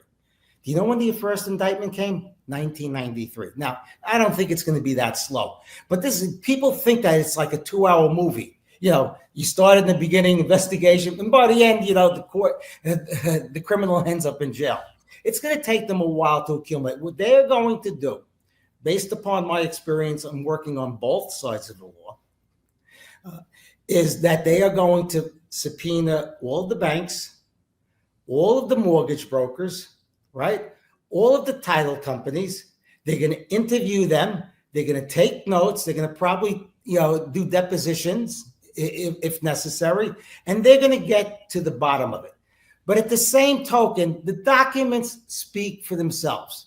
Every single financial disclosure to New York State as far back as 2019 contains false information with her signature on it. Every single mortgage on her property in Brooklyn from when she purchased it contains false information. The Virginia property, which she claims like the power of attorney that she signed was a mistake, whatever, implicates her. Okay. The situation that she has is she put pen to paper. I didn't. Donald Trump didn't. MAGA didn't do it. You didn't do it. She owns this fraud. She did it. Now, people are saying, well, Antar's a convicted felon. You can't trust him like it's a big secret. Nobody knows I'm a convicted felon. I could have burned down a building yesterday. Okay, I could have done arson yesterday. That still doesn't change the fact that Letitia James, over a period of at least 20 years, no, actually 40 years, okay, including other properties, has a pattern of signing documents that contain false disclosures that accrue to her financial benefit. End of story. Call me anything you want, picture, whatever. I don't care. This is her problem. So it does seem like this is a spiraling problem. There was a video that went viral last week of a reporter for the Daily Caller wandering up to these homes in Virginia, drove out there, and not too happy, the residents of these homes. They were enraged, actually. They were yelling and screaming, and they definitely were not Letitia James. You can hear them on the tape here. We'll just play like a couple of seconds of it. Hi there. I'm a reporter with the Daily Caller News Foundation. Goodbye. You're trespassing. I'm sorry. Trespassing. My kids around here. I understand. We mean no trouble. We're just curious who the occupants of the home are, Don't because worry there's about whose occupants. That's none of your business. well, okay, Sam. actions. First of all, there are he's not connections. We I'm mean no not- trouble. We're just. I'm not sure. Audio off, please. Thank you. Mute it. I'm not sure. You're not trespassing by standing on a sidewalk. We do this all the time, actually. And by the way, myself and Joel Gilbert, another researcher who's done very, very good work in this case also, visited her residence in Brooklyn, that's Virginia, on Sunday, took video, and it's going to be out he's going to have it out by tomorrow or today. We went to the property. We examined in other words, we went to the scene of the crime, actually, and we examined the property, and that's where we found 5 doorbells for 5 units. In addition, I've examined Con Edison documents that show 5 electrical services for 5 units, and of course, you have the certificate of occupancy. The evidence speaks for itself. When she's trying to say, well, it was always 4, listen, the governing document, as any realist, any competent lawyer is going to tell you, is a certificate of occupancy. And she wants to say, well, it's an accident, it's a mistake. Oh, okay, give back all the money you saved from the mortgage companies. Okay, because of the false underwriting that you took out. You're in default on every single one of those, every single outstanding mortgage today, she's in default on because it contains material omissions. Just really quickly here, Sam. How cooked is Letitia James? Should we expect the handcuffs that we've seen on various high-ranking Democrat officials across the country happening last week? Should we expect that? I mean, will we actually get the handcuff moment here, Letitia James? I don't know what will happen. I can't predict the future. Yeah. But all I can say is whether or not they handcuff her, she's guilty. The evidence shows that she's guilty. Most likely they are going to handcuff her, and most likely they are going to arrest her, and most likely they are going to indict her. But irrespective of that, the documentation speaks for itself. And if they can't bring a case against them, shame on them. They suffer the humiliation. I stand behind all of the research that I've done, and all of the research that I've done shows that she's guilty of mortgage fraud, violating New York State financial disclosure statutes, mail fraud, wire fraud, whatever you want to call it. I'm not a lawyer, but she is guilty. She is guilty of signing documents that contain false information that she financially benefited from, and she can't get out of that. Ladies and gentlemen, if you want actual truth on this, and from somebody who really understands this issue, and we're not exactly sure why Sam is so obsessed with this, but it's fascinating, and he is rock solid here, and I hope they call him as a witness, quite frankly. You got to go follow Sam. He's just the best on this. He's gone completely viral, and he's got the receipts. 57,000 Americans already follow Sam Antar, and you should be one of them. Thank you, Sam, for fighting for this. This is just great. You're golden. You're golden, Thank man. You. One day I hope to be as popular as you are. I'm only kidding. We hope to be as good at investigating corrupt Democrat officials. Let me just say this quick thing, okay? Please. I didn't target Letitia James. Yeah. I didn't look for her. I didn't go after her because her tit for tat with Donald Trump, which I really don't give a shit. The reason that I went and examined Letitia James is for quite a while, I've been examining financial disclosures of New York State and New York City politicians. I ventured upon her, and that's when the big red flags, showed up. This was not something I looked for specifically. This was part of an ongoing process that I involved myself in. I've been doing this for 30 years after Crazy Eddie's, after I pleaded guilty in the Crazy Eddie case. I've worked for government agencies, from the FBI, IRS, DOJ, you name them. I pretty much worked for all of them. Ladies and gentlemen, Sam Antar, please come back as soon as there's any updates here. We very much look forward Anytime to it. you'd like. Your pleasure. God bless. We've got an itch on for more handcuffs. So thank you, Sam. Godspeed, sir. Thank you. Godspeed.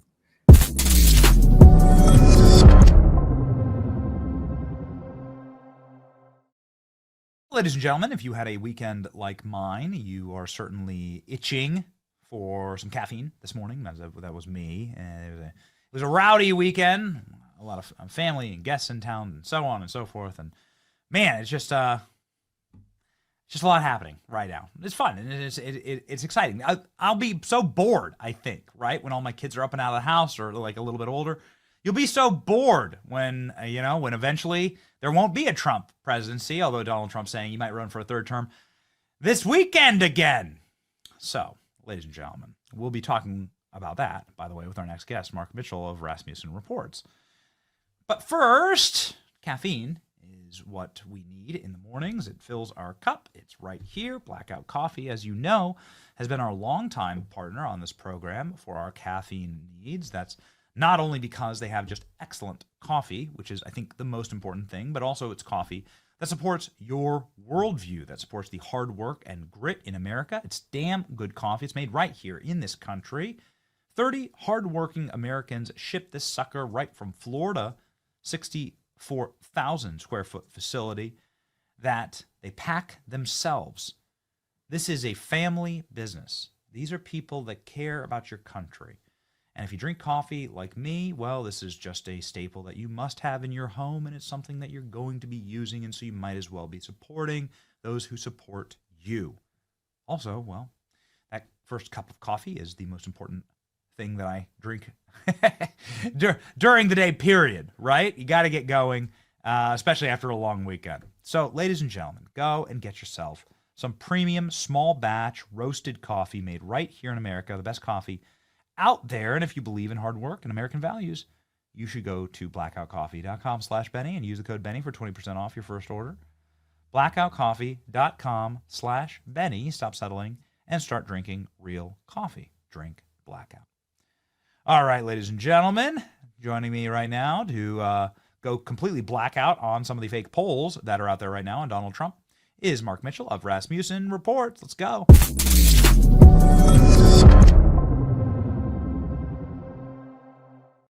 Mark, what up, man? Always an honor. And Trump third term.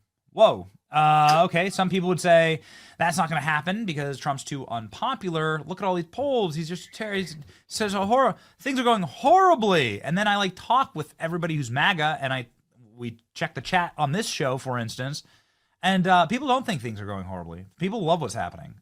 Your polling is out proving that anecdotal contention to be correct, but I'd love for you to dive a little more into it. The table is yours. Well, I've been saying this for weeks now, right direction. That's the number to watch, not Trump approval. But I wake up every day and there's another PSYOP. And today the PSYOP is for Donald Trump's 100-day, anniversary of his inauguration. They're trying to, paint the narrative that he's unpopular.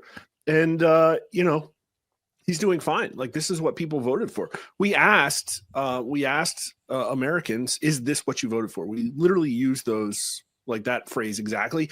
80% of Trump voters agree with that. And so right direction right now, 42%, still above 40, really high. And today marks 13 consecutive weeks of right direction at 42% or higher. The biggest record before has been 7 weeks in a row in all of our 20 years of polling. And so people are looking at this and saying, I expected a little bit of chaos. Trump's chaotic, but I'm happy with the direction that things are going like happier. Like this is top, 95 percentile happiness with the direction of the country right now. And so they're trying every trick in the book again. If you look at Real Clear Politics, all of the mainstream media, like network, cable TV news pollster types, they just dropped turds this morning. Like their first double-digit underwater Trump approval is almost like they coordinated it. And it was just to drive headlines that he's unpopular. So, is it just like going right back to 2024? Is it going right back to 2020? Is it just like you just gotta like start the machine all over again and produce fake polling results? It feels like August and September. Like it feels exactly what happened. It's like, oh, we got a new entrant into the race, Kamala Harris. Let's see how the polling's going to do. And my numbers, it tightened a little bit, went from, Trump +5 down to about Trump +2. And my numbers stopped there and everybody else just kept going. And so that's exactly what's happening here. If you look at, we had Trump underwater at 5 points. We had him above water last week. It's going to fluctuate, I think, around, ±2. But everybody was with me. They were with me 2 or 3 months ago saying that Donald Trump came in the low to mid 50s, and this is exactly what they're doing. My numbers stopped, and theirs are going to keep on going left. And then, of course, the mainstream media on top of that is going to be this information gatekeeping layer. If you look at, like, for instance, Quinnipiac, was the last one they had was -12. A month ago, Quinnipiac was -12 then, and guess what? That was the headline. They used Quinnipiac. Well, their numbers haven't moved, and so now it's they're going to use Reuters. They're going to use ABC Washington put -13, -12, -14. You got them up there. Those are all new. They all dropped over the weekend. I joked about it on Twitter. I wonder if they're like slapping each other on the butts and saying good game after this coordinated like dump of polling. I think that's probably what it is. And what's really wild to me, if you have it available, is the Google search trends of Trump approval. Yeah, we got it. You already got it, Klein. You already got it loaded. This is one of the most stunning things that tells me a PSYOP is happening. Because when those this is organic search volume of Trump approval. And it's like, oh, wow, it's spiking. If you look at the numbers, it's second or third highest month in all of Google's search history, going all the way back to 2004. But look at Obama. Look at Biden. Look at Bush. Nobody cared about their approval. There's something very specific about Trump, and there's something very specific about right now where it's like, well, we know cynically they don't have really much political power. And so all they have is their mouthpieces just drone away trying to undermine the anti-establishment candidate. This is remarkable. So the green is Bush, the yellow is Obama, the blue is Trump term 1, and the red is Biden. That just falls right off a cliff after Afghanistan. Would you look at that? That's remarkable. So right after Afghanistan, it's like they shut down all polling into Joe Biden because it was so atrocious. This is very interesting. Well, I think what happened is like there was this binary gut check decision where everybody in America was like, oh, like Joe Biden sucks. So they don't really need to like Google it anymore. But, I think also probably the media wasn't driving traffic, trying to convince people that he was popular. They just sort of gave it up. But just look at the overall value, though. I mean, when he was sworn into office, it really no point were people more interested in Biden approval than they were in Trump approval during Trump 1. It really never got there. And so all of a sudden Trump gets into office. All of a sudden, all the levers of power are threatened again, and everybody's searching for Trump approval. And it's because they're seeing scummy headlines and they're trying to like check the mainstream media information that's getting pushed down their throats. And then it's just a self-licking ice cream cone because they publish a fake poll with really bad disapproval numbers. Yet there's no Trump supporter that I know that disapproves of what's going on. There are some people that have frictions with this or that, but it's not like he's lost his base, right? Yeah, well, I think what you're seeing is a lot of these are shady methodologies. They're using online panels. There's massive response biases. And in reality, I don't think people change their minds very rapidly, especially not based on the media. I think Biden changed a lot of people's minds over his 4 years and turned them into Trump supporters. But what happens is if you look at some of these bad pollsters, they were running 33% approval ratings for Joe Biden. And the truth is it never really got that low. We're the only ones that poll approval every day, day in and day out. Lowest we ever saw him get was 37, but most of the time he was like between 40 and 43. And that's what you'd expect for a country that 49% almost went for Kamala Harris. Yeah. And so the fact is that everybody was running around cheering 2 or 3 years ago when Quinnipiac drops a 33% Biden approval rating. And now they're like revolted when they drop a Donald Trump 33% approval rating. Like, what do you think's going on there? But looking at internally into the polls, even the New York Times, like, it's also scummy. They've been missing in action for months. Like, I don't know what happened to Nate Cohn or why they haven't had budget, but they have not been polling. And so they come out of the gates with this first big poll, 900 registered voters. Only 730 actually completed the entire survey. Really small. And if you look at the subsample, their independents are like plus 17 Democrats. And they actually have, like, it was 16 or 17% of the poll didn't even vote in the fall. And so it's a really small sample. So just like not even looking at whether or not their thumb was on the scale, it's all like crap and noise. But what happens? It's dropped right before the 100 days, along with everybody else, almost like they coordinated. Because I could tell you, ABC News, CBS, like Fox News, Reuters, these numbers are the biggest like negative numbers they've put out. And so they waited. They waited right before 100 days. So because we are here at the precipice of the 100 days and President Trump will be doing a big MAGA rally tomorrow, tell me the truth, Mark, something that you've done on this program before, and you are the most accurate pollster we've ever had on. Where is President Trump? Like, how's he tracking? He's tracking sort of in line with like a Barack Obama. Is this correct? Yeah. Yeah, like a couple caveats. We've got polling going all the way back to 2003 on approval rating daily. Only once. Still doing it daily. And the fact is, if you stack up all the presidents compared to each other, one president stands out. And it's not Donald Trump, it's Joe Biden. So we've overlaid the charts and smoothed out the variations. And what you had in 2008 and 2009 was a very unique time. I think that there was a lot of relief that the great financial crisis was being addressed in some way. I hesitate to say fixed. And people were happy that everybody came together and elected the first black president. And so the first couple of months of Obama term one, he had a phenomenally high approval rating. But if you strip those 6 months out, Donald Trump won, and what looks like the first couple of months of Donald Trump too, like really track very closely with how Obama polled for all 8 years he was in office, really. I mean, he got a little bit of a bounce on his second inauguration, but they're neck and neck at 45% to 50% approval rating presidents, which is kind of what you'd expect for a relatively divided nation with information war going on 24/7 and basically gridlock Congress. Except Joe Biden, there you go. You put it up. He's that lighter blue line, and it's on the bottom. It's the low one. And I'll tell you, this is not what real clear politics looks like. If you went there, you'd see that Joe Biden's approval rating is on average 4 or 5 points higher than Trump's. Not in ours. We have Joe Biden lower for most of the time. You can see early in Trump's first term, it got down to the high 30s as well. That's when they were doing all that fake Russiagate collusion hoax stuff. And then Biden's got really low also, and it's the FJB and Afghanistan sort of period. And Biden never really recovered, but Trump did because the economy was picking up. People were super happy. I mentioned that we had a previous record of consecutive weeks of right direction above 42%. When that happened is Trump's first inauguration, the summer of 2018, and also people were really happy sort of the winter and spring of 2020 until the bioweapon was released on everybody. That is a fascinating. Put it back up, please. That is just absolutely fascinating to see how this tracks and how just in the dumps Joe Biden was. I was credibly informed that he was the most popular president in history. Wow. No, certainly not. Although he did get the highest turnout in recent recorded presidential history. Really, really strange. It's just the rapture, you see, Mark. We missed it. 20 million Americans just disappeared out of the polling booths. Yeah, it's a little religious thing called the rapture of Democrat voters. Yeah.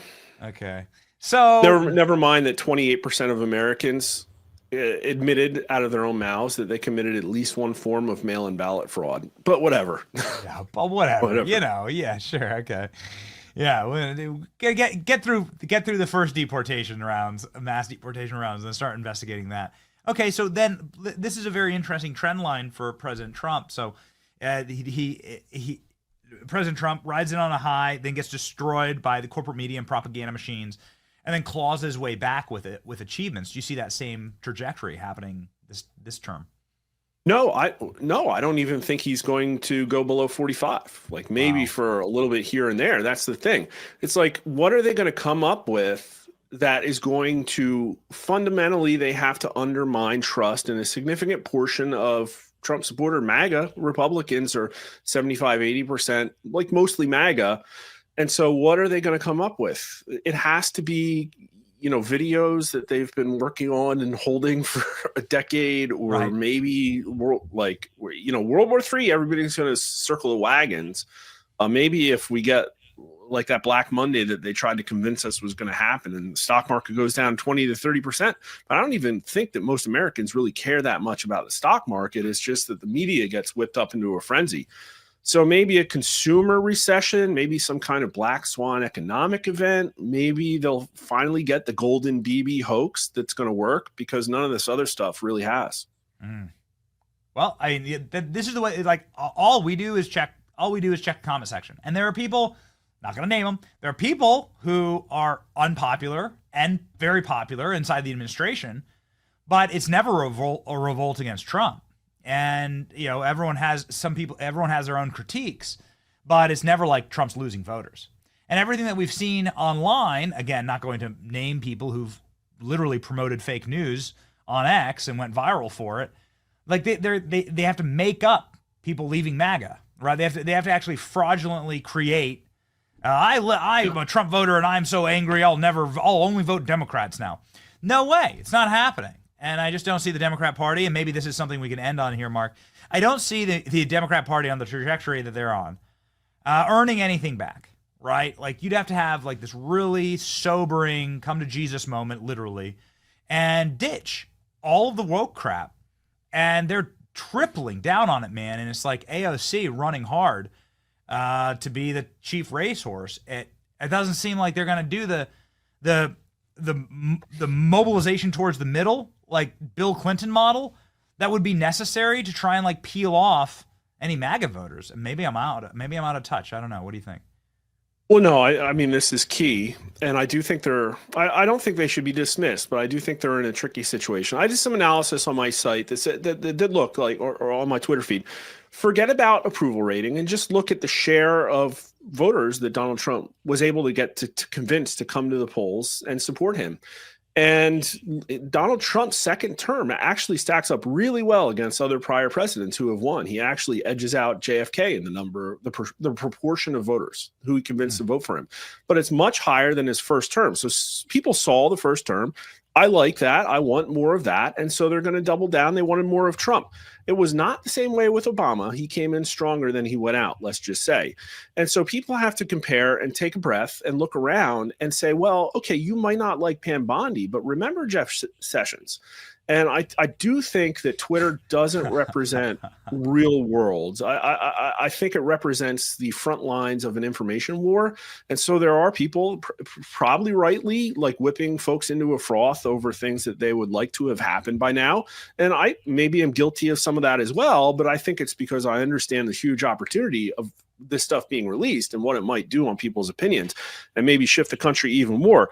But people have to chill. Like one of the people we're talking about presumably is Pam Bondi. And it's like, okay, she hasn't been in the job that long, but we asked about her favorability. This is just like a week and a half ago. And she's got 42% favorable to only 34% unfavorable among all likely voters. That's pretty good. A quarter of them have no idea who she is. But among Republicans, it's 63% to only 18%, and only 8% have a very unfavorable impression. So Twitter, again, is not the real world. There's, the 100 million voters out there aren't chewing their nails about whether or not the Epstein list is going to get released. I think that's just, sort of the loudest folks. So because of what you just said there, it sort of like locks into a question that I have to ask here again in closing here, Mark, is that this individual who has come up with, we didn't think we'd ever hear more accents than we heard from Kamala Harris on the 2024 campaign trail.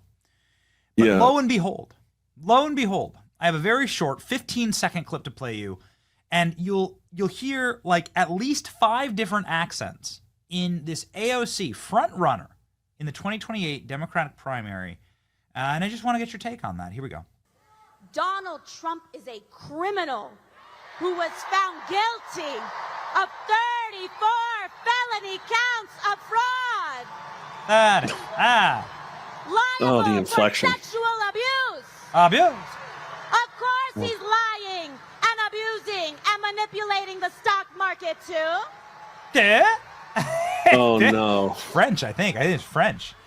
When he talks about rapists and Naked, criminals, maybe? I don't he should know. look in the mirror. How about et tu, Mark? Do you think that she's going to be the nominee? Well, no. But again, we're talking about the really tough situation there. I said this on their show. I think that the crisis they had was authenticity, and the problem is that even if they come up with a good platform, a good answer that no, MAGA's not right, you could use our platform. It would be better at responding to all the needs and wants of the voter. People aren't even going to believe them. They're going to be like, well, you were just trying to get men, to compete in women's sports. And you can't just turn a corner and say, no, we're not for that all of a sudden. And we've seen Gavin Newsom try, and they rip him apart on Reddit. So even if they did, I don't know if it would play out. But you have this situation where, like, AOC, I was going to say before you showed that clip, like, she is to some people authentic, right? But her platform is objectively like horrible. It's not the one you'd want. It's like basically communism. And then so it's like, well, if they have an establishment Democrat that can come up with a good platform, it's going to lack authenticity. So they're in this catch-22. And again, with the numbers, it's a catch-22 as well, because in my polling, Kamala Harris among Democrats is still the front runner. Problem is that if you look at the betting markets right now, she's not doing well. It's like 5%. Gavin Newsom and AOC are the front runners. Problem is, in the polling, they are not leading. So it's like, what's going to happen? I don't know, but there's a huge vacuum, and there's a really great opportunity for some intelligent, authentic, outsider to come in and say, we're going to clean up the Democrat Party. We need to. You guys didn't do it. I'm going to do it, and I have authority. And that's one of the reasons, I talked about this. We polled on it like a month ago. Stephen A. Smith doesn't do that bad. Like, he only trails Gavin Newsom and AOC by a couple of points in Democrat primary, 3 and 4 points respectively. He only trails Kamala Harris by, it was under 20 points. That's really incredible considering that she, came as close as she did. So, wow. I mean, maybe they should just go with Shannon Sharp. Yeah, I thought about it. And it's like, if you can go Stephen A. Smith, it's just go all the way and go Shannon Sharp. Just get the 100%. Go the full distance, right? Yeah. Okay. Very interesting. Mark, it's always such an honor to have you on the program. You always bring such clarity in these moments. We can only pray for I guess careful what you wish for, but I think it'll be very entertaining, I suppose. A wide open Democrat 2028 primary process. Mark, thank you so much. Everybody can follow Mark here at Mark Mitchell, Rasmussen Reports. He's got hundreds of thousands of followers. Look at that. There you go, Mark. Fantastic. And just hit it last night. He's the most accurate man in polling, and you should follow him. And Godspeed, Mark. Thank you so much. All right. Thanks, buddy. Great to be here.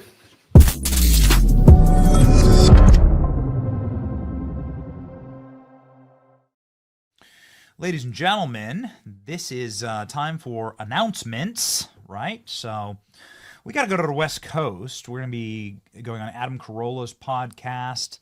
We're going to be speaking at CPAC in California, and we're going to be doing some special projects. And so while we will be live for big things like the President Trump's MAGA rally for the 100 days yesterday, this was a fantastic announcement. It's going to be a wild rally tomorrow, so I really hope that you'll tune into our channel. We'll be live with that. We're going to be releasing a schedule, and we're going to be doing our very best to be live during the show. Tomorrow we cannot, because we will be traveling. That's the only way you can get from East Coast to West Coast. Commercial is just like blowing out your day with an 8 or 9 hour flight. That's just the only way to do it. It sucks, but here it is. And so we'll be live for the MAGA rally tomorrow instead. So we're going to do a show tomorrow for the MAGA rally. That will be in Michigan. So, ladies and gentlemen, please lock in. That'll be 6 p.m. Eastern Standard Time. We'll be on West Coast time. And then, again, we'll be doing a lot of different events and having some really, we're really excited to be doing this CPAC panel with a number of Hollywood producers and so on. We're going to be locked in, obviously, and still doing tons of content, so stay tuned. But this is, well, you gotta be out there, right? You gotta be out there. You gotta be out there in the world. You gotta be fighting. As much as I love our cozy little studio here. Speaking of fighting, our verse of the day, Psalms 34:19. The righteous person may have many troubles, but the Lord delivers him from them all. That's right. In fact, it is a guarantee that you're not getting picked on by the universe. It's what Killer Klein calls a life tax. That's right. Yeah, okay. I like that. It's a life tax. It's a guarantee that you're going to have troubles in life. The scriptures are very clear about that. So don't get down. Don't get sad. You're certainly not the first person. You're not the first guy with troubles. You won't be the last. It is a guarantee of living in a sunken world. The only thing you can actually do to buttress against it, to muscle through it, to keep moving forward is to keep moving forward and to make sure that you have faith in our Lord and Savior, Jesus Christ. The Lord will deliver him from them all. That's right. Let that be your rock. And ladies and gentlemen, we're going to rock and roll here. Thank you for watching. It's your boy Benny. See you on the West Coast. What do you think you're doing? Excuse me? Stand right there. You look like you're sweating. Well, it's hot. Or you've been running. Why would I be running? Because you're a part of it. Pier 9, runners heading south. I'm a tourist. Tourists don't run. Droid assistance, please. Wait, what is he? He said hang. Please understand. Hang. No, he means what? Hang. Tell him you mean what? It's the Benny Show, where the truth gon' be. Faith and freedom on your TV screen. Stand up strong, battle through the night. The Benny Show's here, bringing liberty to life. From the speeches to debates, Benny sharp like a blade. Cutting through the lies, watch the truth cascade. With the warrior's heart, this man never fades. You know it's prime time when Benny invades. From saving the nation to stories untold, the Benny Show's a storm, see the truth unfold. Stay in the loop, let freedom take hold. Salting all the libs, soul never sold. It's the Benny Show, where the truth gon' be. Faith and freedom on your TV screen. Stand up strong, battle through the night. The Benny Show's here, bringing liberty to light. Liberty to light. Bringing liberty to light. Liberty to light. Bringing liberty to light. From the speeches to debates, Benny sharp like a blade. Cutting through the lies, watch the truth cascade. With the warrior's heart, this man never fades. You know it's prime time when Benny invades. From saving the nation to stories untold, the Benny Show's a storm, see the truth unfold. Stay in the loop, let freedom take hold. Salting all the libs, soul never sold. It's the Benny Show, where the truth gon' be. Faith and freedom on your TV screen. Stand up strong, battle through the night. The Benny Show's here, bringing liberty to light. Bringing liberty to light. Bringing liberty to light. Bringing liberty to light. Bringing liberty to light.